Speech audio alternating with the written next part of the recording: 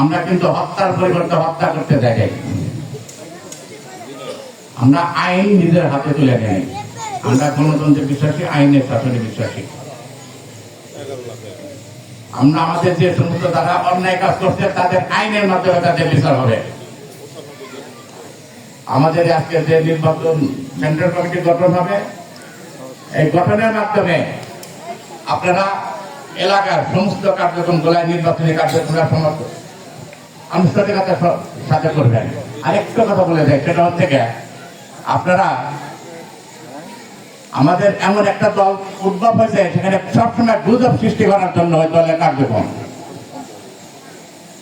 নিজেদের অপকর্ম, অন্যায়, অবিচার কার্যক্রম ঢাকার জন্য তারা কি করে, অন্য দল আমাদের বিরুদ্ধে একটা অপপ্রচার, মিথ্যা অপপ্রচার চালায়। তাদের অপকর্ম হচ্ছে ৭১ সালে তারা বাংলাদেশের স্বাধীনতা দিয়ে পক্ষে ছিল। তারা এই দেশ গঠন হোক, বাংলাদেশ স্বাধীন বাংলাদেশ গঠন হোক, তারা এই দেশ কখনো চায়নি। আর ওই দলের প্রতিষ্ঠাতা যাদের মোদী সাহেব, তার ফাঁসির অর্ডার হয়েছিল। কারণটা কি জানেন? প্রায় ১০,০০০ লোককে উনি হত্যা করছেন, যার দরুন ওনার ফাঁসির আদেশ হয়েছে।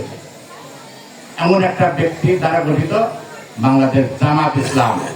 সেই জামাত ইসলামের কার্যক্রম এখন বর্তমানে কার্যক্রম হচ্ছে মন্দিরে যায় ওনারা কিতাবাত করতেছেন।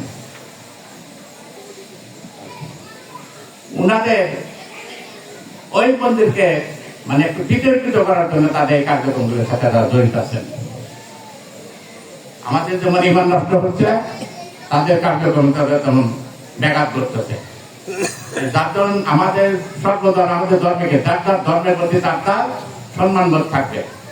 আমরা অন্য ধর্মের প্রতি আমরা কোনো অনীহা প্রদায়গুলো আসতে পারি না। আপনাদের ইমান আমরা ঠিক পাবো, তারা বেচতে টিকিট বিক্রি করছে, আমরা আমাদের ইমানি কার্যক্রমের মাধ্যমে আমরা বেচতে যাবো। আমার ইমান নষ্ট করে কেউ আমাকে বেচতে দিতে পারবে না, এটা কখনোই সম্ভব না। এই সমস্ত দলগুলো থেকে আপনাদের সজাগ থাকতে হবে। সজাগ